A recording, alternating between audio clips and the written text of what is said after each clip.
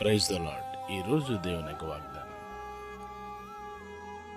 ఆయన సన్నిధిని జాగ్రత్తగా నుండి ఆయన మాట వినవలెను.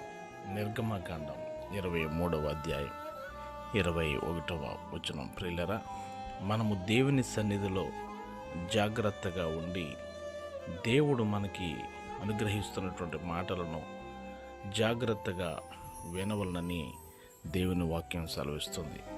నీ దేవుడైన యెహోవా వాక్కును శ్రద్ధగా విని నేడు ఆయన మనకు ఆజ్ఞాపిస్తున్న ఆజ్ఞలన్నిటినీ కూడా అనుసరించి మనము నడుచుకునేటప్పుడు మనకు దీవెనలు ప్రాప్తిస్తాయి.